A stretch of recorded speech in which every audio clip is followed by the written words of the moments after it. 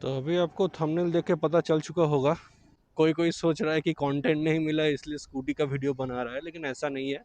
Actually scooty भी तो हर कोई खरीदता है ना, इसका भी रिव्यू होना चाहिए। और ये रेज़ियर जो है यामाहा का एक्सॉर से भी ज़्यादा सेलिंग स्कूटी है, तो इसका एक तो राइडर रिव्यू करना चाहिए। एक्चुअली ये ओनरशिप रिव्यू है, मैं बहुत दिनों से इसको ओन कर रहा हूँ। तो मैंने आज तक जितना भी कुछ इस स्कूटी के साथ फेस किया है वो सब मैं आपके साथ शेयर करूंगा, ताकि खरीदने से पहले आपको भी थोड़ा बहुत जानकारी हो जाए इसके बारे में। तो फर्स्ट ऑफ ऑल, ये जो स्कूटी है ये आज के डेट में 2 लाख, सॉरी, 1,23,000 अप्रोक्स इसका प्राइस था ऑन रोड। लेकिन जीएसटी कट होने के बाद 8,000 रुपीज़ का प्राइस घट चुका है इसका।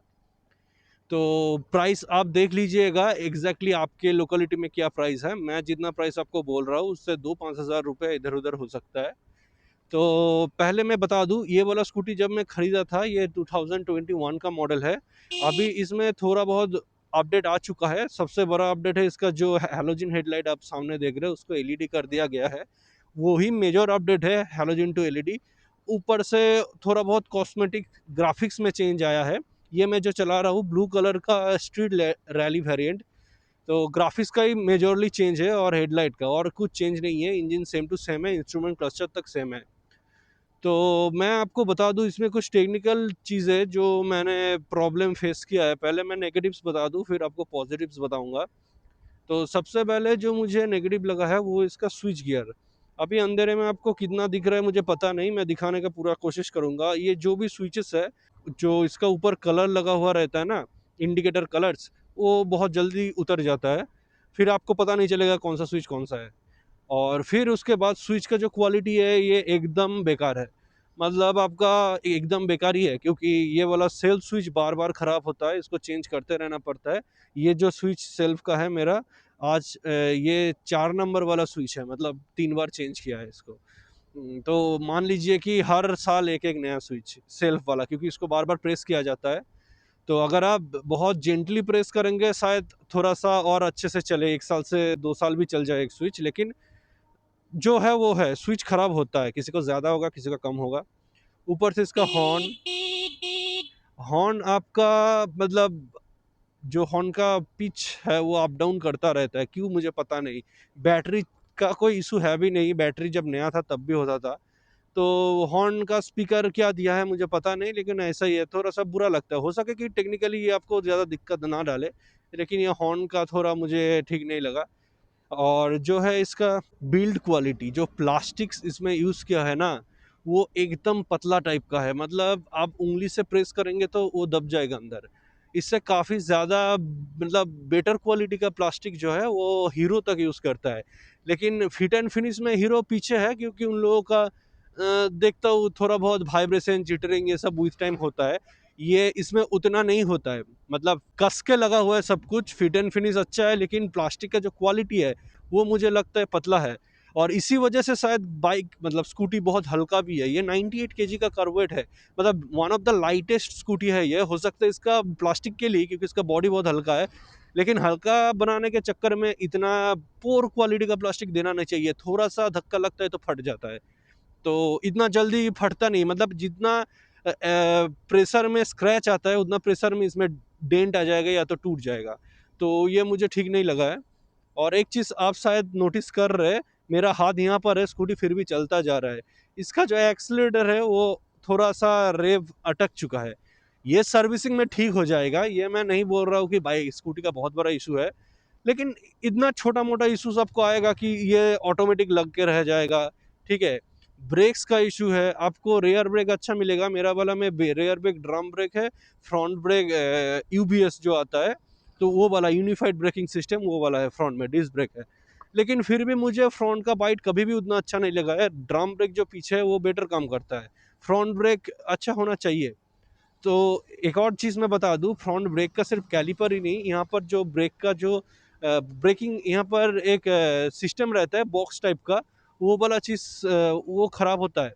2 बार ख़राब हुआ है, आपका लीवर जाम हो जाता है। मतलब मैं ये लीवर जब प्रेस करता हूँ, मैं थोड़ा लाइट में जाके दिखाता हूँ, ये वाला लीवर जब मैं प्रेस करता हूँ वो अटक जाता है, बहुत हार्ड हो जाता है, ब्रेक लगता नहीं है, फिर उसको चेंज करना पड़ता है। तो ये भी 2 बार चेंज हो चुका है। तो ये चीज़ यहाँ पर दिक्कत आएगा। लेकिन हाँ, ऐसा नहीं कि आप खरीदेंगे और 1-2 महीने में ही सब प्रॉब्लम आ जाएगा। ये स्कूटी मेरा नियर अबाउट 4 से 5 साल हो गया है, इतना दिन तक ये प्रॉब्लम मैं फेस किया हूँ। ऐसा नहीं कि आपको खरीदेंगे और तुरंत ही सब प्रॉब्लम आ जाएगा, ये नहीं है। तो यही कुछ नेगेटिव्स था जो मैं आपके साथ शेयर कर दिया। हो सके कि आप भी ये सब चीज़ ध्यान में रखें, और हाँ, अगर आप ध्यान से यूज़ करेंगे, ज़्यादा रफ़ यूज़ नहीं करेंगे, तो हो सकता है कि जितना प्रॉब्लम मैंने फेस किया है आप उससे कम प्रॉब्लम फेस करें। क्योंकि इसको मैं भी चलाता हूँ, मेरे पापा भी चलाते हैं, पापा थोड़ा रफ़ यूज़ करते हैं, मैं भी उतना ज़्यादा ध्यान नहीं रहता, सिर्फ सर्विसिंग टाइम टू टाइम करवाता रहता हूँ। प्रॉब्लम आता है तो सॉल्व कर देता हूँ, लेकिन प्रॉब्लम होता रहता है। एक और चीज़ मैं बताना भूल जा रहा था नेगेटिव में, इसका रेयर जो बल्ब है, फ्रंट का जो ये जो high beam and low beam है ना, ये भी मतलब बल्ब कभी-कभी फ्यूज़ हो जाता था। लेकिन अभी तो ये हैलोजन सेटअप है, अभी नया जो एलईडी सेटअप आया है, उसमें क्या होता है मुझे पता नहीं है, क्योंकि अभी चेंज कर दिया है लाइट। लेकिन पहले मेरा वाला जो मॉडल था इसमें बहुत फ्यूज़ होता था, मैंने सब चेंज कर दिया है। तो यही सब इसका नेगेटिव्स था। तो अभी मैं बताने जा रहा हूँ इसका पॉजिटिव्स। पॉजिटिव में है, बाइक स्कूटी जब नया-नया था, तब से ही इस ये बहुत साइलेंट एंड स्मूथ है। मतलब बहुत ही साइलेंट है, स्टार्ट होता है आवाज़ नहीं है, पिकअप देंगे एकदम खाली जगह में आप जाएँगे तब जाके आपको थोड़ा बहुत इंजन नॉइज़ आएगा, अदरवाइज़ इंजन नॉइज़ नहीं आएगा। रोड में आस-पास में जब गाड़ी चलता है सबका इंजन का आवाज़ में ये दब जाता है, लगता है कि बैटरी का बाइक है। तो ये बहुत ही स्मूथ एंड रिफाइंड इंजन है। इसका फ्रंट में थोड़ा-सा इनिशियल में जब आप एक्सेलरेशन करेंगे, मतलब ज़ीरो से इसको उठाएँगे तब जाके फ्रंट में थोड़ा वाइब्रेट आ जाता है। वही इसका बिल्ड क्वालिटी के लिए। फिर वाइब्रेशन चला जाता है इंस्टेंटली, फिर जब आप चलाएँगे तो स्मूथ हो जाएगा। स्टार्टिंग के वक़्त थोड़ा वाइब्रेट करके स्टार्ट होता है ये। तो ये है थोड़ा-सा इसमें। और दूसरा चीज़ है इसका जो सस्पेंशन डैम्पिंग जो है, स्पेशली रेयर वाला सस्पेंशन, क्योंकि इसका व्हील के साथ आपका जो सीट है और मतलब टैंक भी है सीट के अंदर, उसका गैपिंग है, आप देख सकते हैं कि पीछे से आपका व्हील का ऊपरी हिस्सा आप देख सकते हैं, गैपिंग बहुत ज़्यादा है। तो इसलिए क्या होगा, वो डैम्पिंग ज़्यादा करता है, ट्रैवलिंग ज़्यादा है, इसलिए नियर अबाउट एक ऑफ रोडर बाइक जैसा या ऑफ रोडर कुछ जैसा अच्छे से आपको व्हील अप एंड डाउन करके देता है, वो यहाँ पर होता है, इसलिए बहुत झटका ये एब्जॉर्ब कर लेता है। ये मुझे अच्छा लगा कि स्कूटी के हिसाब से इसका सस्पेंशन अच्छा है।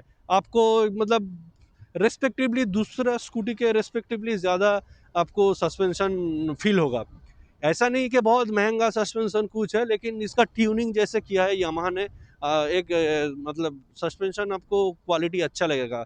डे टू डे लाइफ में आप अगर दूसरा स्कूटी चलाएँ और इसको चलाएँ, कंपैरिज़न में आपको लगेगा कि हाँ, इसका सस्पेंशन अच्छा लग रहा है। और इसका सीट भी बहुत वाइड एंड लॉन्ग है, सीट का भी कोई दिक्कत नहीं है, कुशनिंग एकदम मैं बोलूँगा नियर अबाउट परफेक्ट है।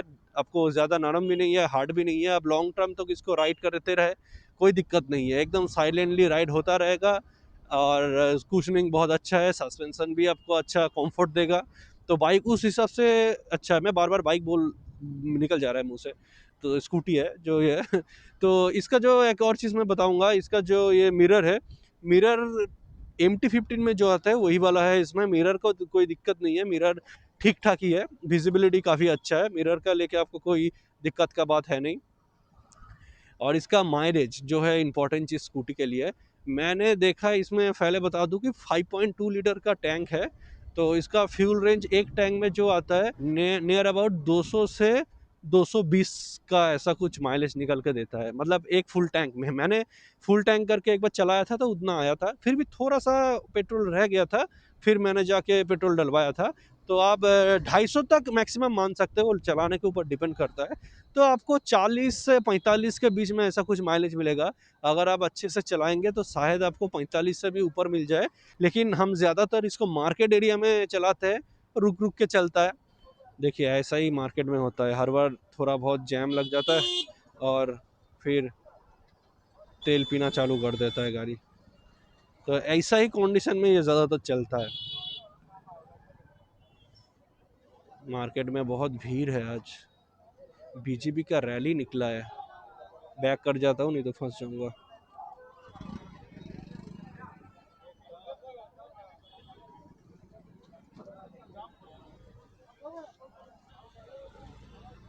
तो इसका जो मैं बता रहा था माइलेज के ऊपर, ये सिर्फ आपको एक ठीक ठाक सा माइलेज दे देगा। और एक और चीज़ है जो इसका है एक्सीलरेशन, एक 125 सीसी बाइक के हिसाब से मतलब काफ़ी अच्छा एक्सेलरेट करता है।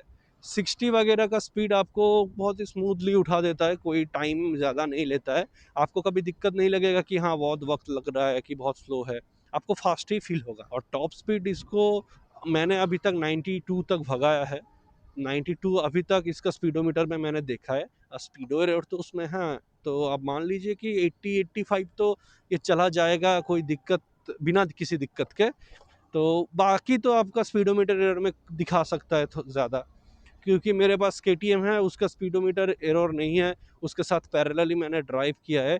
25 का स्पीड में ये दिखा रहा था 28, मेरा बाइक में 25। तो 20-25 में ही आपको अगर 3 का आ जा रहा है डिफरेंस, तो 80 जाते-जाते वो 5-6 का डिफरेंस आ जाएगा।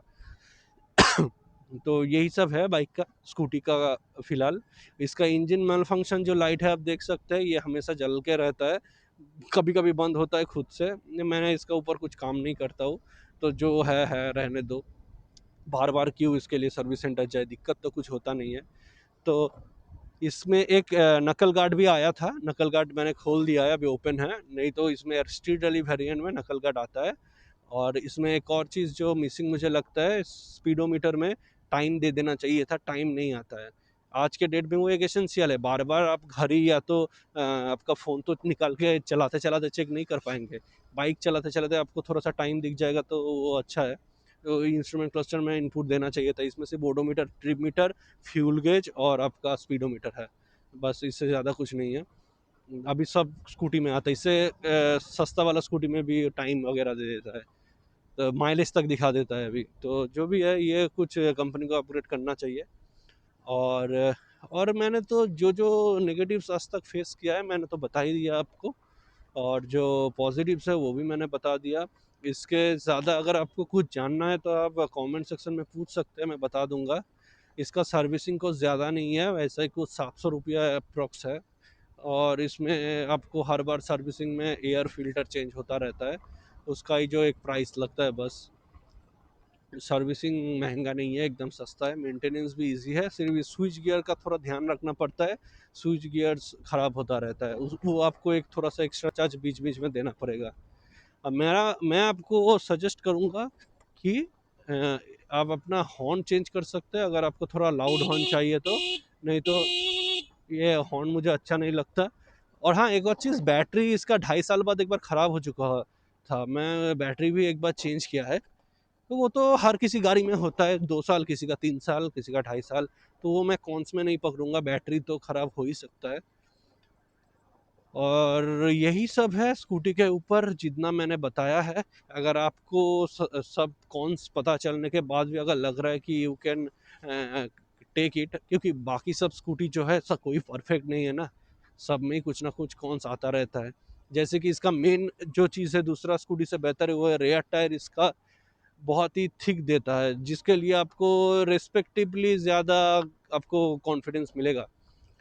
चौड़ा होता है ना टायर, तो थोड़ा सा तो कॉन्फिडेंस आता है बैलेंसिंग में। ऊपर से सस्पेंशन बेटर है, मैं बहुत सारा स्कूटी चलाया है, मुझे इसका सस्पेंशन बेटर लगा है उससे। और उसके साथ साथ इसका माइलेज जो मैं बोलूँगा सेगमेंट में सबसे बेहतर नहीं है, लेकिन ठीक ठाक है।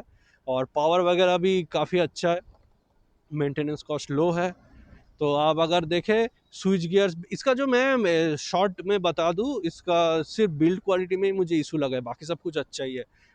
एक और चीज़ मैं बताऊंगा इसमें मुझे मिसिंग लगता है, इसका जो फ्रंट है ना, चाबी वगैरह का रखने का जगह में यहाँ पर छोटा मोटा पॉकेट्स रहता है। दूसरा स्कूटी में मैंने देखा है मोबाइल वगैरह, छोटा मोटा बोतल या तो प्लास्टिक का कुछ सामान रखने के लिए, इसमें ऐसा कुछ नहीं है। तो ये मुझे ठीक नहीं लगा है, थोड़ा इसको जगह को यूटिलाइज कर सकता था यामाहा। और क्योंकि दूसरा कंपनी हीरो, होंडा ये सब करते हैं, इसमें नहीं है, वो मुझे मिसिंग लगा। और ऐसा कुछ इसमें नेगेटिव्स है नहीं, बाकी सब कुछ ज़्यादा अच्छा करने के चक्कर में शायद बिल्ड क्वालिटी में कॉम्प्रोमाइज़ किया गया है। तो ऐसा ही कुछ है ये रेज़ियर के बारे में मुझे जो जो बताना था। फिर यहीं पर मैं अपना वीडियो एंड करता हूँ। आप बताइएगा कि आपको और कुछ जानना है कि नहीं, मैं आपको उसका इंफॉर्मेशन दे दूँगा। So thanks for watching this video, मिलते हैं नेक्स्ट वीडियो पर।